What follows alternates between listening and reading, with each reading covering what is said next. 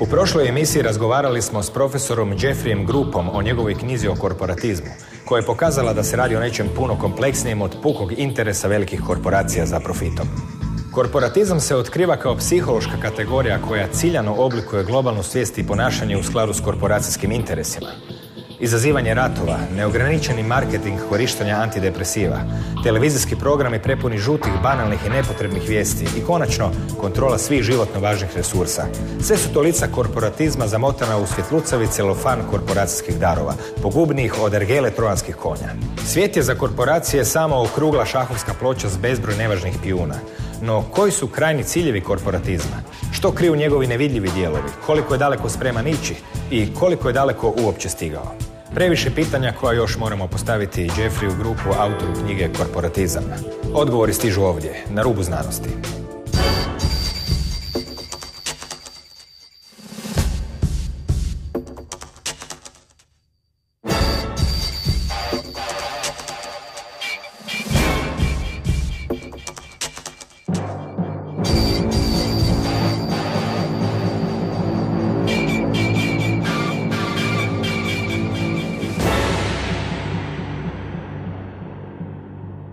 Dobro večer. Danas nastavljamo razgovor i intervju koji smo započeli prošloga tjedna sa američkim profesorom filozofije Jeffreyem Gruppom, koji stiže za koledža Henry Ford iz Detroita iz Michigana. U svom životopisu dosta bogatom ima i godine predavanja na prestižnom Purdue institutu, sveučilištu, kao i veliki broj znanstvenih radova, nekoliko knjiga. Međutim, danas smo ovdje zbog knjige koja se zove Korporatizam. Dobro večer. Prošloga tjedna smo već dali nekakve naznake, crtice i opise korporatizma, zato jer je to dosta velika tema koja se na različite načine manifestira.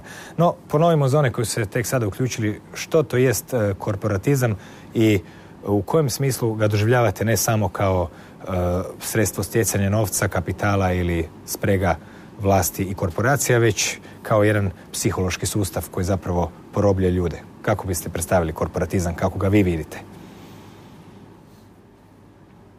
Last week on the show, we discussed how the whole world we can verify is controlled by just very small groups.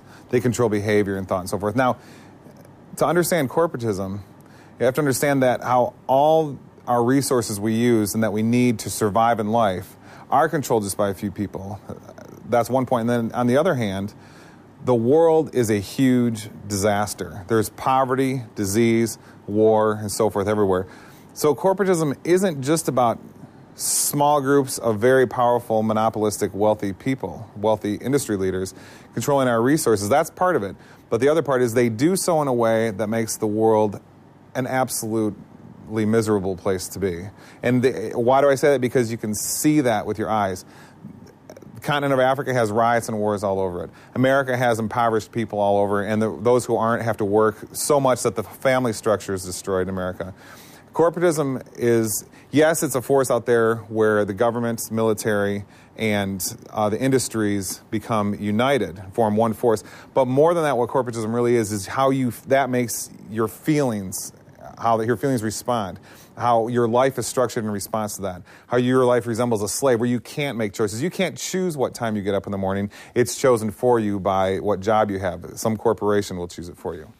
Ključno što korporatizam nije tek neka slučajna pojava koja se eto dogodila ekonomskim ciklusima, već sve te negativnosti korporatizma obrazlažete u knjizi kao proizvod namjere da baš tako bude. Je li to točno? Why isn't there a huge monopolistic corporation out there that decides to make extremely healthy vitamins and foods and medicines for us, so to make people live longer so they can make money off them longer? Why doesn't that happen? Why is it always the destruction of humanity that is the project? Because the point isn't to make as much money as possible. The point is to create as much misery as possible. My proof of that is look at the world. The world is...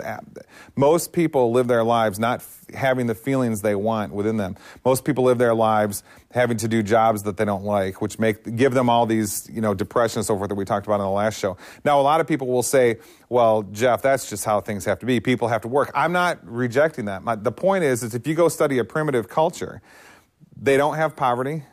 They've got incredible amounts of leisure time. We don't even understand their lives because they have so much leisure time. They have medicines that are free, food is free, they have actual wealth, things that they own. Everybody has the same level of house, which can be constructed by anybody. It's a completely different kind of lifestyle. Nema kriminala, primjerice. There's a group called the Penan, P-E-N-A-N, in Borneo, with the largest island in the world. They don't even have it's been reported in a book called Stranger in the Forest, written by Eric Hansen, that they don't even have a word in their language for rape. Okay? Now go tell the average American that rape is just a construct of the environmental situation you're in, and they won't believe you. Well, that's evidence that it is. Korporatizam ima puno lica i puno svojih ruku. U prošloj emisiji govorili smo o medicini i o nekim drugim elementima kojima korporatizam vlada svijetom. Jedan od najvažnijih je takozvani false flag terorizam, odnosno terorizam pod lažnom zastavom. Što je dakle taj teško prevediv američki idiom false flag terorizam, koji su njegovi primjeri, gdje se danas primjenjuje i zašto?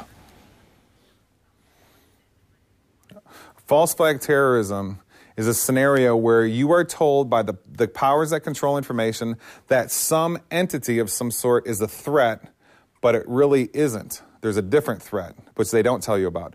Now, the big famous example that many people in America are concerned with is 9/11, where we were told that a certain group of people that we can't see, that live in caves, did this damage to us, but nobody can prove it. And then if you look into it a little bit, you find out you don't even know if that group exists. And further, they didn't do it. None of the stuff, there was no plane that hit the Pentagon, okay? They couldn't wire up the building, the third building in New York that fell at 6 o'clock in the evening. So now, another thing to understand about false flag terrorism is it's very important for people to understand what I'm about to say. False flag terrorism is not just that. False flag terrorism makes up the basis of life in American culture. Take, for example, cancer. Everybody in America is worried about cancer. People, it could strike at any time. So their whole life is made up of a threat that may not be real. And in fact, if they just changed the way they ate, there would be no cancer. Proof of that is primitive cultures, as we talked about last time, don't have cancer because they eat different. So if we did the same, we would. So there's another threat that is not quite real or doesn't need to be real. There's many things that take the structure of a false flag where we're told there's a threat, but there really isn't. There's something else that's a threat. So there's big examples, but in general, life overall is a false flag type of attack. Jedan od najvećih false flag događaja, a bilo ih je dosta u ovom stoljeću, jest upravo one koje ste spomenuli, 9/11. U vašoj knjizi odlučili ste se baviti baš avionom i Pentagonom, zanemarivši ostale podatke kojih ima toliko da se mogu napuniti knjige. Zbog čega ste baš izabrali udar aviona u Pentagon i što je to tamo u tolikom raskoraku od onog što se inače govori, drugim riječima u raskoraku od zdrave logike, razuma i rasuđivanja? Kako biste drugim riječima nekoga uvjerili da se to nije dogodilo? Kojim argumentima? Yeah, I've had people ask me that before. Why did I just focus on the Pentagon? The answer to that question is because I wasn't sure of my analysis yet about the Twin Towers. Now I am. I hold the very controversial view that there may not have been planes at the Twin Towers. Now, in America, even among conspiracy theorists, you're not supposed to say that.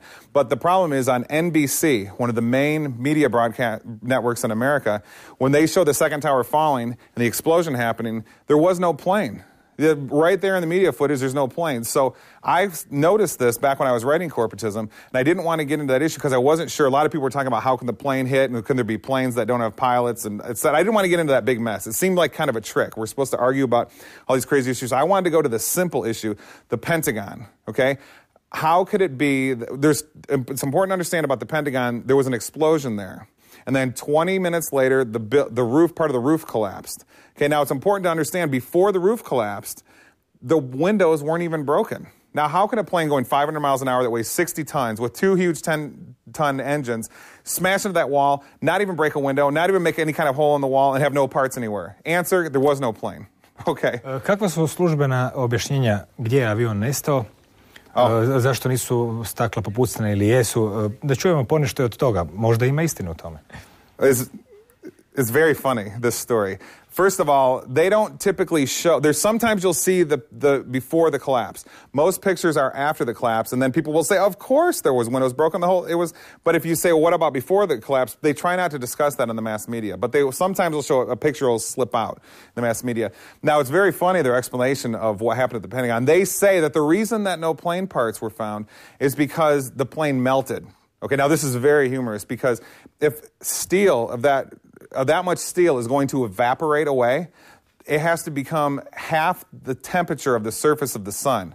Okay, now if that happened in the middle of Washington, D.C., there could be nobody that could get within 100 miles of Washington, D.C. because it would be so warm. Yet, you look at the Pentagon, and you can see right there in parts of the wall that collapsed away. There's a book there. The pages aren't even singed and so forth. So they're just lying about what happened. They're making up crazy stories. It's almost like they got in a room and said, let's make up the dumbest, most humorous story possible. Tell them a plane evaporated.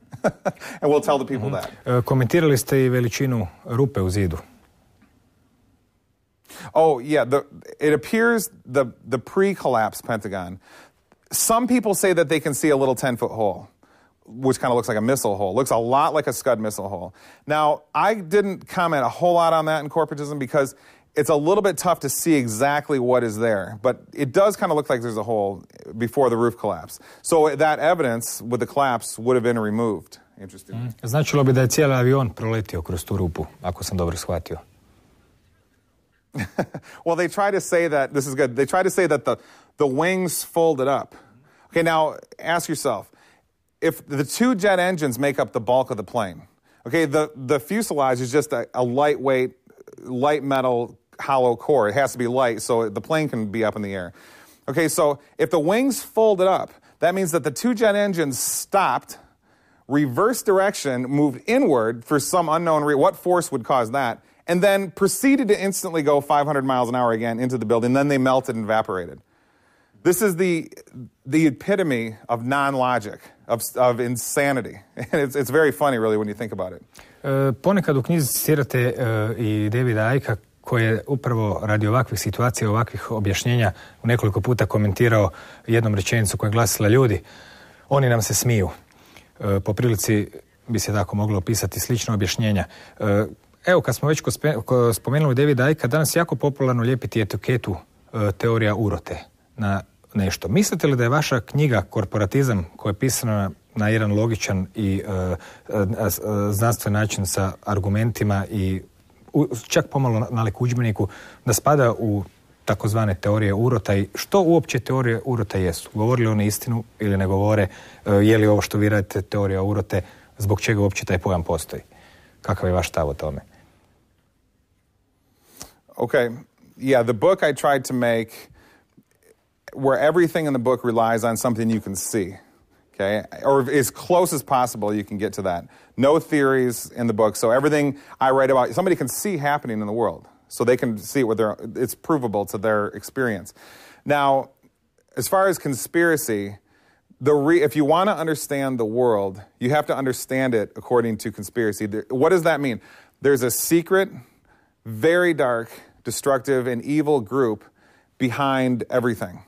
And we're talking behind medicine, behind media, behind sports, behind governments, behind war, behind revolution, behind sickness, and so forth. Until you understand that secret, dark group exists, you will not understand the world. You will come up with crazy explanations for how the world can be the way it is. Like we were talking about last time, people, instead of saying, oh, Hitler came to power because he was secretly put there by corporatists, which is verifiable, you can verify this in many different ways. No, instead people will say, oh, he just kind of got there because he got lucky in the German elected the country up in 4 years to superpower status. The standard view of history is full of contradictions, absurdities, and madness, really. But if you simply put in the thesis that there's a secret group behind things, a secret evil group behind things, everything about history seems to make sense all of a sudden. Why we have poverty everywhere, why we have these wars that are the same, they mimic each other from era to era. Povijest je dosta važan predmet u našem obrazovanju I kada se čita konvencionalna povijest, a kada ju se gleda iz pozicije podataka koje vi prezentirate, zapravo se čini da najveći I najvažniji dio potpuno nedostaje. Smatrate li da iza povijesti kakve u školi općenito nekih stvari koje se uče tijekom obrazovanja osnovnog, srednjeg, isto se krije određeni korporatizam? If you go study what is happening today in schools, what is being taught about the Iraq war in schools today, you will see that they are telling fabrications. So to answer your question, if they can't even if the corporatists are controlling what's told to children in history, about the contemporary history, how am I supposed to believe what happened 2,000 years ago about Rome? Or even, just about the Vietnam War in the late 1960s, early 70s. History is unverifiable. If I ask anybody to verify any of this stuff that we are told is truth in school, it can't be. So the whole thing is largely made up. Kada pričamo o korporatistima, bilo bi zanimljivo reći nekoliko riječi o njihovim načinima, sredstvima i taktikama kojima se služe. They use the same methods worldwide. Brainwashing. Teach someone that the false is real and the real is false. Destroy true religion. And what they have is this junk religion that exists. America, people believe that Christianity is about how much faith you have. And then you have St. Paul in the Bible who is about experiencing God, not just believing in God. So the Bible emulates, so they destroy religion and replace it with some garbage. They're doing the same thing to Buddhism and Hinduism now as well. Contamination of people, through the skies, the air, the food, your consciousness is contaminated. Make people do the opposite of what they would like to be doing. Consider a war. A young man or woman, at the prime years of their life, being taken out of all these fun times they can have with friends, going to school, doing whatever they need to do. Instead, they go over to this horrific environment where they're either going to be killed, or somebody will attempt to kill them, or they're supposed to kill other children. Why do the same patterns happen over and over and over? Taxes, trade, controlling the money supply, controlling the resources that people need to survive. Saying that, saying there's just one resource that can control the world, oil, and then pretending like no other competing resources like hemp exist. They used to say firewood, the kings way back in the day used to say that firewood was the only resource there is, and they used it to control the civilization. And it seems so funny now that they would say that that's the only resource there was, because now we know that's so untrue, but people believed it. Napisali ste da korporatizam uključuje skriveni terorizam. Možete li nam objasniti tu izjavu?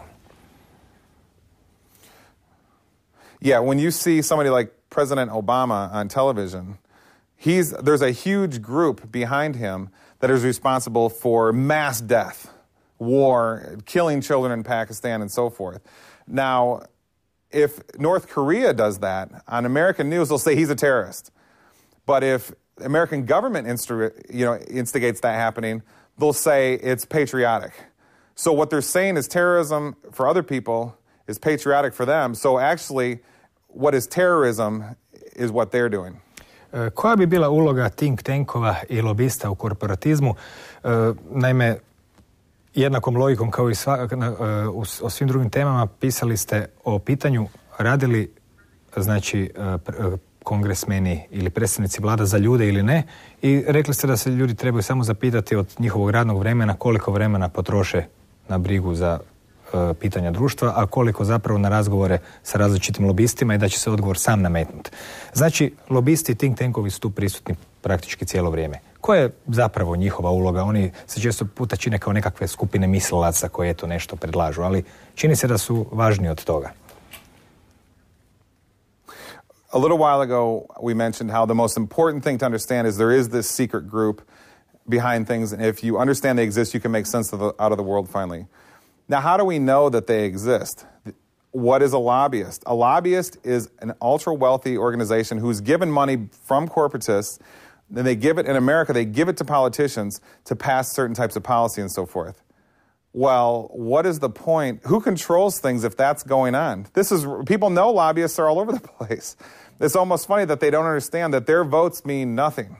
Okay, what they say means nothing. Corporatists control what the government does through these bribers, which are lobbyists, who they give money and say, go tell the congressperson to do this, and they'll hand the congressperson money and they'll create the legislation. Think tanks are often the most powerful think tanks. There's think tanks all over, but the most powerful ones that work for the corporatists will create the policy that the lobbyists will pay the politician to have put in place, and the policy is always more of the same.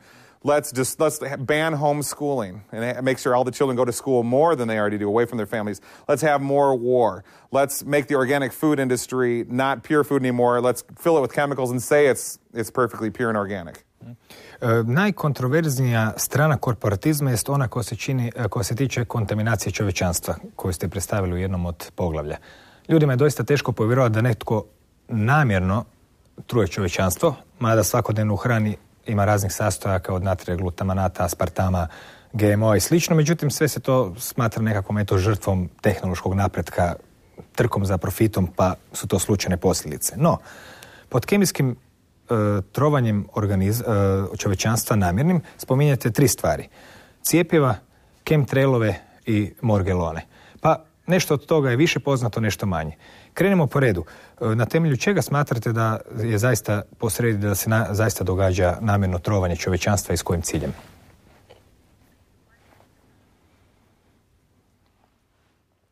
All of our food in America in the grocery store has dangerous chemicals. Why not some good chemicals and maybe some bad ones? Why are they all dangerous? That's very peculiar. Okay, vaccines, unbelievable chemicals that are found. Why would you give lead to your baby? Would you inject it in them so their digestive system doesn't even have a chance to excrete it out? Because lead and mercury are both similarly dangerous heavy metals to an infant. Why worldwide is a vaccine loaded? There's so much mercury in a vaccine that according to American legal standards, if you drop it on the floor, it becomes hazardous. Special teams have to come in because the mercury content becomes a toxic hazard. But if you don't drop it on the floor, if the nurse doesn't do that and instead injects it into the baby, it's called medicine. How can this be? There's formaldehyde, aspartame, there's pieces of fetal tissue in vaccines. Why is all this stuff there? And why do almost no nurses and doctors in America know that they are? If you ask them what's in a vaccine, they'll say the antibodies to prevent the disease arising from in the person. Okay, are those even there? I don't even know if they are, because whooping cough in America is an epidemic right now. Now, America also in most places has children and people immunized for whooping cough over the herd immunity rate. That means that there's not supposed to be an epidemic in the group that is vaccinated over the herd immunity rate. It's supposed to be impossible that an epidemic will arise. Oh, okay, if that's true, then why is there an epidemic of whooping cough among children in basically almost every state in America? Okay, I actually emailed the doctor who's behind the whooping cough vaccine in the University of Florida, and I emailed him a very nice email. I said, how can your vaccine work? Is it when you give it to people, the epidemic gets worse? His response to me was one of the most ridiculous and insane things I've ever read. He said, because people's immune systems often can't handle it. And I didn't respond to him, but the response would have been, wait a minute, the vaccine is supposed to provide the immunity. So it was, vaccines are one of the most mysterious things. And it shows how easy it is for this group, corporatism, this much control to contaminate people, to do whatever they want. If people actually take their children in America, their little, beautiful, sweet baby, just a couple hours old, and allow somebody to stick an unknown substance into them. And now this entity behind it, the medical system, is the same medical system they're told about on television, creates all these drugs with incredible side effects, death, every kind of side effect you can imagine, and they just smile as their children is shot up with this medication, now with this poison. Now, what's interesting is if you go and study the history of vaccines, you will find that all these diseases were much, much greater in their, how much they were around in the past, in the 1800s, early 1900s, and so forth. And then they started to go down around 1900. And then it was decades later that the vaccine was introduced. And now the average doctor in America will say, oh, well, the vaccines got rid of the disease. And my answer to that is, how can that be the case? Well, there's a chart right in my book that shows, whooping cough, for example.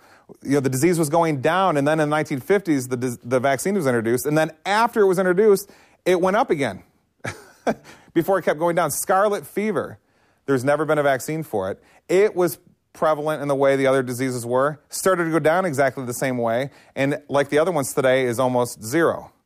Okay, this is absolute proof that vaccines are not doing anything except they may be even increasing the diseases in some cases. In my book, I document how there was a Rutgers University professor who discovered in the 1950s that the American military was spraying Florida with whooping cough. Right at the same time, a whooping cough epidemic nationwide in America, a little blip of an epidemic happened. So, and this was in a news source, which was somewhat trustworthy then, which was put out of business by the USA Today, years later. So the whole thing about vaccines is one of the most obvious but least understood aspects of conspiracy and contamination of people. It's so obvious that we're being contaminated. If you have a level of mercury added to vaccines in England, and the same level of mercury is added to vaccines in America, autism goes up exactly the same rate as we discussed last time in those two countries. You reduce it, it goes down exactly the same. In places that don't have vaccines, there's no autism. The Amish, which is a very more rustic, even primitive group in America, huge population of people in America, they don't vaccinate. Well, the government's now trying to force them to in America, but they don't vaccinate. There was a study done of 10,000 children, Amish children, in America. 3 had autism. All 3 were adopted in. All 3 came from places where there was an extremely pollutive coal industry nearby, which has mercury in it, which can cause autism. This is absolute proof that autism is caused by mercury in vaccines. What was the FDA's response to that test? It's junk. We need to focus our attention on actual science. And then the FDA goes and makes it legal for RFID chips, which cause cancer, to be put in people. Drugim riječima, prema vašoj knjizi cjepiva zapravo nisu iskorijenila niti smanjila učestalost nijedne bolesti.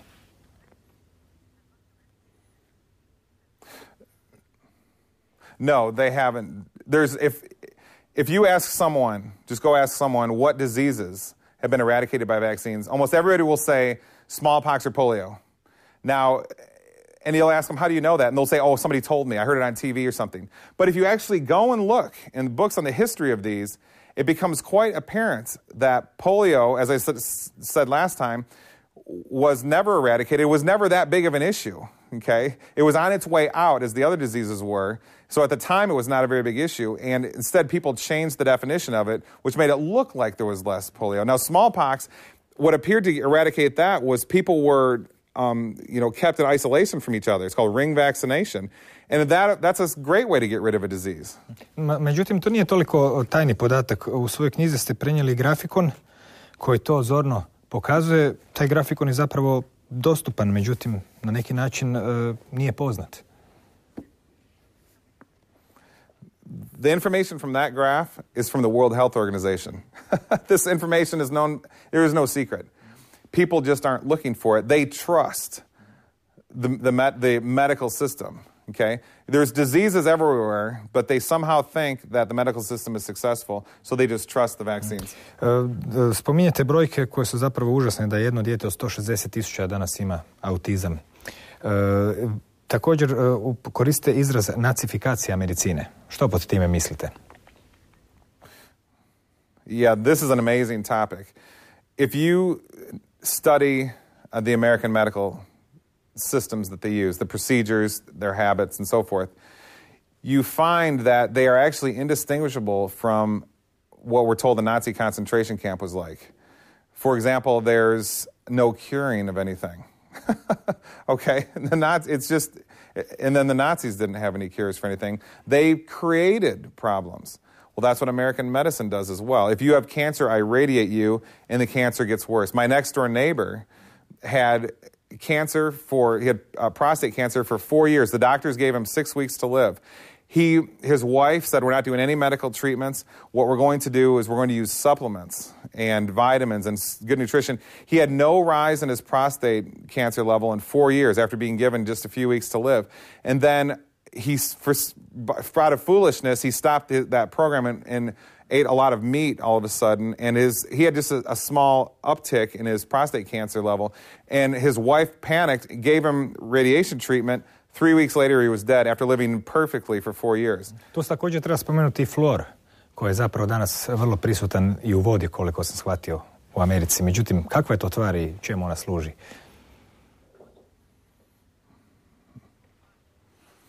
Yeah, fluoride is something that is in about 80% of water in America. It was introduced in the Nazi concentration camps. It was a sedative and a toxin that made people, it attacks the brain system, and it makes people apathetic and lazy and so forth. They use it in prisons, and you can reduce the numbers of fights in prisons and so forth. If you put so much water in there's so much fluoride in the water in a prison, the level of fights will go down. Put a little more in a predictable way, the fights go down more. Put enough in, there's no fights at all. Now, this same substance, it comes from the nuclear waste industry. Fluoride does. It's been put into American water, and we're told the reason is because it fights osteoporosis.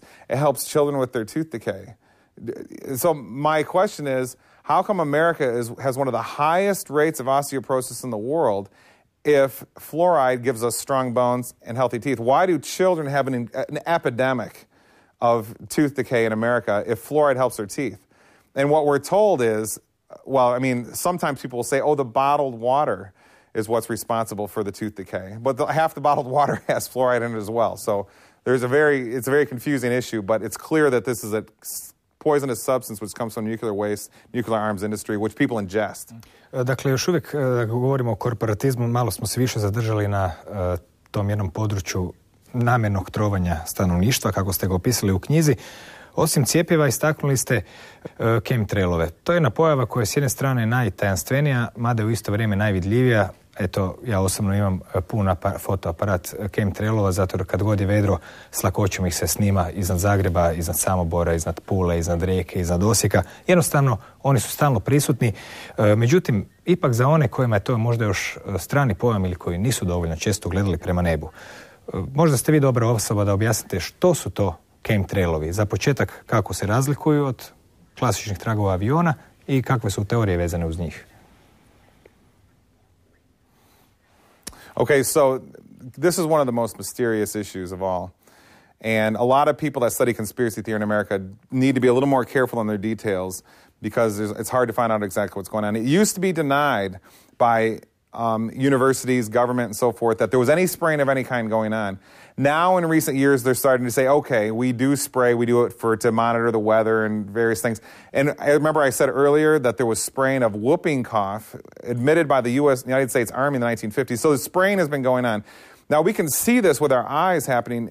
What you need to do is start watching for these. You'll see long trails behind a plane that don't evaporate. Now, what's supposed to happen, what's called a contrail, is behind a plane it has a vapor trail, which is supposed to evaporate over, a few seconds or maybe a minute or so. Now, when they sit there for an hour in the sky, you know that there's something in addition to just the jet fuel waste products that is present in the air. And sometimes it's so dense it'll produce a shadow, more dense than a cloud. That's obvious proof that there's something much more than standard waste materials in that exhaust from a plane. Now, the question is what's there. Well, one more thing I should say is that often the trails will have what I call an end cap, a cutoff point. You'll see the trail halfway across the sky, and then right in the middle of the sky it'll end, and the plane keeps going. And my question is, did the plane shut off its engine? It doesn't make any sense that the trail would abruptly change such a huge degree. Ima li nekakve, može li se objašnjenje naći u postotku vlage u zraku i temperature? Yeah, people have tried to say, when they go to a different altitude, the air changes texture and so forth. But we can see this happening apparently in planes which are not changing altitude. And the cutoff will be much too abrupt. It's not usually the different levels of air are horizontal. Okay, so a plane traveling this way would have to have a difference in the air, but they have to go in a vertical direction to enter different air pockets and so forth to create a radically different kind of vapor trail where it has this cap where it immediately ends. So it seems the best theory is that there's something in addition to the jet fuel being sprayed. It's very difficult. You have to be very scientific about this and very careful to know what you're saying so you don't want to put people into a panic or something. But it does seem to be, for the reasons I've given and more reasons that we could give, there's something strange going on here. Ta se pojava zapravo vidi po cijelom svijetu. To su ti uzorci koji su nekad mrežasti, nekada se križaju, nekada su jako dramatični. Ponekad je čak moguće promatrati te tragove koji stoje više sati, a dok kraj njih lete avion koji ima sasvim normalni trag, pa je čak moguće usporediti. No, chemtrailovi su nešto za što smo eto mogli čuti, a što više možemo ih i vrlo često doista vidjeti iza naših glava. najtajanstvenija i najčudnija priča koju predstavljate u knjizi vezano uz kemijsko trovanje organizma jest pojava zvana morgeloni. Morgelons na engleskom. Što bi bili ti morgeloni i jesu li oni kroz istraživanje određenih liječničkih udruga, struktura, sveučilišta zapravo prošli onaj korak iz mita u stvarnost? I što su uopće morgeloni za početak? Okay, morgellons, or morgellons, however you want to pronounce it, appears to be a tiny worm-like machine that operates in ways that are amazing. It's a supernatural technology. Now, when I first started reading about this, I really wanted to be sure that this thing was real because it's such a revealing issue. And yes, universities such as Oklahoma State, Stanford, MIT, universities all over are studying this phenomenon. So it is real. To know exactly what it does, you have to go and listen to the testimonies of the victims of it, and they will tell you stories about this infestation, this disease, which are absolutely amazing. For example, the disease not only can interact with your consciousness, but can take it over. Now, your consciousness, this is a very important issue, because your consciousness is a supernatural entity. I know most people want to say, no, it's just part of your brain.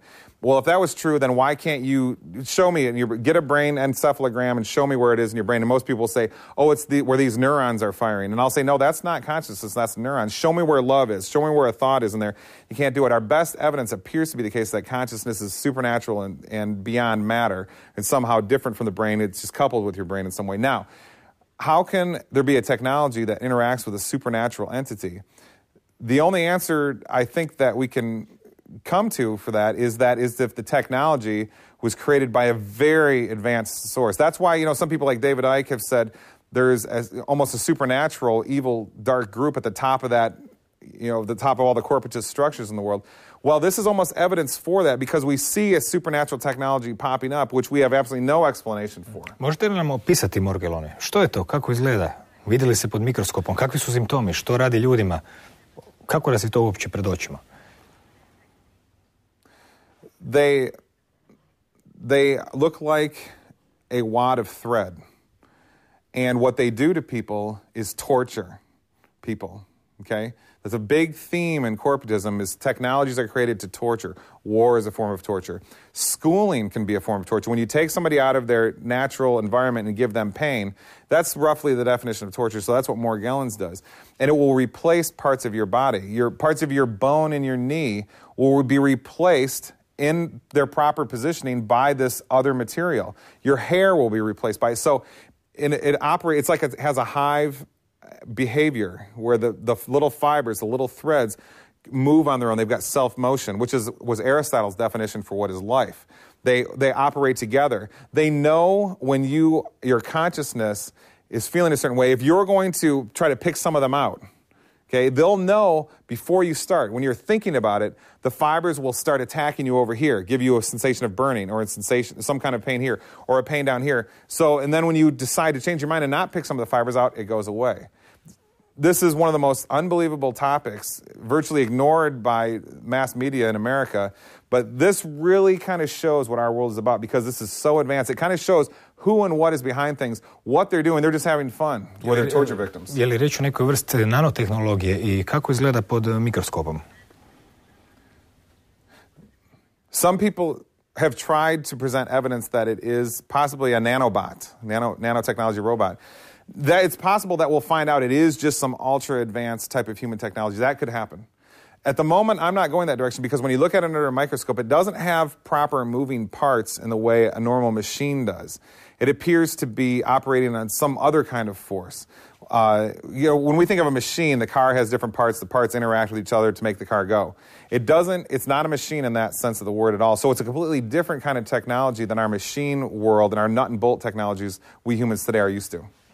Drugim riječima, preporučit ćemo svakom da se sam proba potražiti odgovor, jer priča o morgelonima doista zahtijeva naprezanje mašte. Mada danas, eto, već, ako sam dobro shvatio, čak 60,000 ljudi se prijavilo centru koji se bavi samo oboljelima od te čudne bolesti morgeloni, za koju zapravo nismo čuli, jer eto, nikad u medijima i nije zapravo bila spomenuta. U vašem zadnjem poglavlju knjige Korporatizam Počeli smo od ekonomije, novca, svega ono što uobičajeno znamo da korporacije jesu, reklame i slično, oblikovanje mišljenja. Dolazimo do velikih logora koji se grade po Americi. To je vrlo neobično, koliko meni poznato, u Europi ih nema. Međutim, kakvi su to logori koji se u Americi grade, čemu oni služe, koliko ljudi trebaju primiti, što se za njih priča da jesu i kako ih povezujete s korporatizmom? Nobody knows exactly why they're built. Koliko ih je? Oh, there's enough to house millions of people. And this is not hidden. This is announced in financial news. Some company just got a big government contract to build. They put it nicely, detention centers, okay, which is just a big concentration camp. Now, we were told before Hurricane Katrina, when the Bush administration really ramped up, they've been built for decades, but the Bush administration really ramped up how many were built. And we were told by them that this is because there could be an influx of illegal aliens, people from Mexico. They call them illegal aliens in America, strange term. Or there could be a disaster, for example, where people would be displaced and we'd need the camps. Problem, Hurricane Katrina happened, they weren't used. Okay, new ones were constructed, okay, and the ones that were right around the area weren't used. In Seattle, when there was the huge protest in 1999 in Seattle, people were put into these American citizens. So what we're told they're used for have not been what they're used for so far. Veliko je pitanje i u kojoj mjeri su potrebni logori. Spomenuli ste da je svaki logor za 5000 ljudi, da se grade od 2000. ubrzano i da prema vašim procenama u njemu mogu stati fantastične brojke. Spominjate 150 milijuna ljudi. Očito ilegalnih useljenika iz Meksika nema ni približno toliko. Jesu li te brojke vaše točno ili su na temelju čega ste ih dobili? If you take, there were many news stories, for example, in the early 2000s, which would say the Bush administration has built a mobile detention center which can house 2,000 people. And they've built dozens of these. And then you add up the numbers. And then you find another news story where they were building another kind of camp, and then they'd say they built 50 of them. And you add those numbers up. Then you have another news story where they built a huge center in, say, Alaska, which can hold 1 million people. And then you add those numbers. You keep adding it up, and you get to numbers that are in the tens of millions. Koje je vaše mišljenje? Čemu bi trebali ti logori služiti, recimo, u planu korporatista? Vidjeli smo da je to novac je sredstvo vladavine, mediji, programiranje mišljenja, pa čak i trovanje stanovništva, kontaminacija kroz hranu, kroz lijekove, kroz cjepiva, kroz nekakve čudne pojave kao što su chemtrailovi i morgeloni. Na kraju imamo sad tu i te silne logore koji se zapravo čak i vide na satelitskim snimkama vrlo dobro. Oni su svakako činjenica. No, kakvu ulogu oni imaju u tom planu, koliko se može rekonstruirati? Nobody really knows. Conspiracy theorists in America are desperately trying to find out. In my book, what I do is I just try to find out what's the best explanation for why they're there. And a lot of what we do is look to the past. Because these camps have shown up in the mega empires and over, Stalin, Hitler, here in this region of the world they were recently used. This is a phenomenon that repeats. Let's set up camps where we separate the families out and then hurt people in various ways in the camps. This exists as far as history goes. So as far as who's going to end up in them is not quite clear, but it does seem, if we follow history and some other things that I spell out in the last chapter of Corporatism, it looks like we'll find out, but apparently some group of American citizens, are they going to be for Jews again, like they were in Germany? Is it going to be for Muslim people? Is it just going to be for, American people? Yeah, just a white guy like myself. I mean, what's it going to be exactly for? And it appears to be some group like that. But it really doesn't matter. They're there. It's not announced properly in the mass media because they'll say, a detention center in case there's such and such immigration activity. No, this is a government who's purposely destroying its own economy, starting wars through lies, channeling all the money into them, building camps which are empty, waiting to be filled. There's something really sinister here, and the average American doesn't even know. Čini se da je taj korporatizam uzeo maha u zadnje vrijeme, nekako se intenzivirale su se te pojave. Hoću reći, prije 30, 40, 50, 100 godina čini mi se da chemtrailovi logori u takvim mjerama nisu bili prisutni niti cijepljenja. Nešto se zbiva posebno ili je to eto tako logična posljedica tisućljeća razvoja? Well, there has been corporatism for as far back as we can see, but it fluctuates. And usually it fluctuates in ways where it destroys itself, and then out of the destruction, a new system is born. World War II was a good example of when corporatism destroyed itself, and then out of it, the CIA, the United Nations, the Pentagon in the United States, all these things came out of it. So, zapravo je taj korporatizam uništio ljude, a ne sam sebe.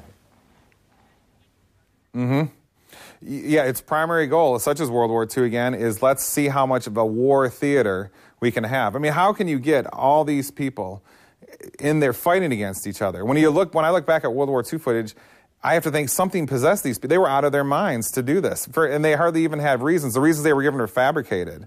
And even if they were real, it wasn't enough to do all that. So it's amazing that people can be tricked into acting in these ways. And yes, there is a ramp up in corporatism. So we can, based on the past, usually the ramp up happens and then there's some kind of cataclysm, some sort. So it does seem, based on the past, that something like that is coming. I don't know exactly what the cataclysm will be, or if there even will be one, but it's something we have to look out for to understand these patterns through history.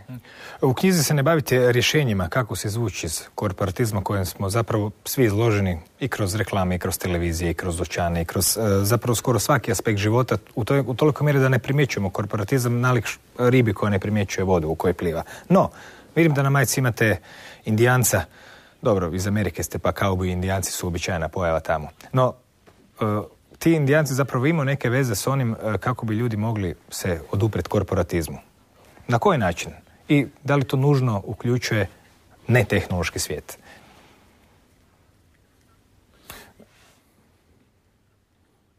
Okay, what the American Indians did is, as we said in the last show, bought and sold from each other. They didn't have someone who's not involved in the labor and creating the item taking a profit. So we directly sell and buy and sell products that we actually need.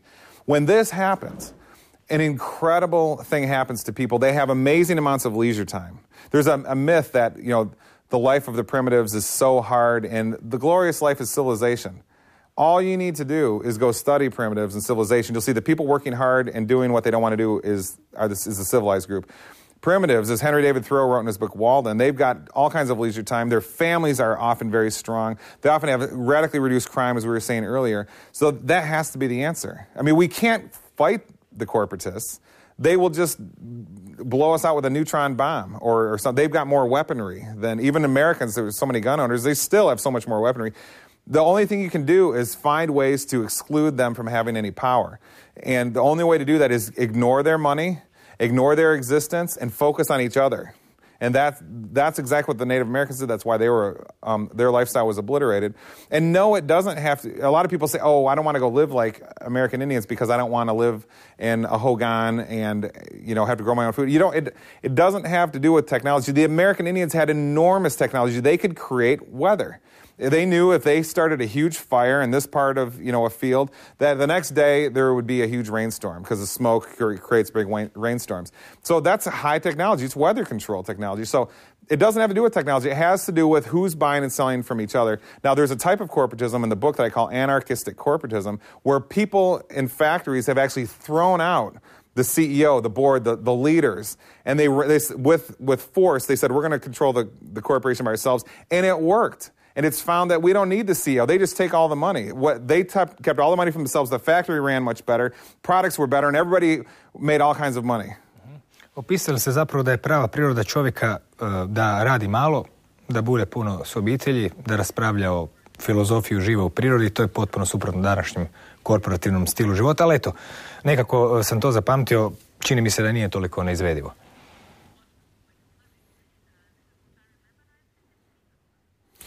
This is the way people are supposed to live. This is what's natural. This is what makes us happy. It's what many people deep down, if they really search their feelings, know that they want. They want leisure. They want depth. They want to feel something powerful. They want to feel strong love between not just their family, but people. That's people all around. This is what makes us really feel like we're human. When you're in this vibe, you think to yourself, this is the way it's supposed to be. This is what I'm meant for. Our brains we have a pineal gland in our brain which delivers DMT. There's something called a sexual orgasm. These are euphoria. These are intoxication and love. Our physiology is made for this. Our minds are made for this, for happiness and joy and together, family, spirituality, and profundity. But yet this is exactly the thing that is absent in the corporatist society. Jeffrey, hvala. do neke sljedeće prilike kada ćemo nastaviti ovaj razgovor. Vas pozdravljam. Bila je ovo dakle priča o korporatizmu, to je nevidljiva matrica u kojoj smo svi više manje uvučeni, što ona hoće, kuda smjera. Pa to su pitanja već za $1.000.000. Za početak dovoljno je zapravo zapitate se jesu li svijet oko nas i događaj kako su nam prezentirani doista onakvi kakvi se predstavljaju. Ostalo će valjda doći samo po sebi. Laku noć.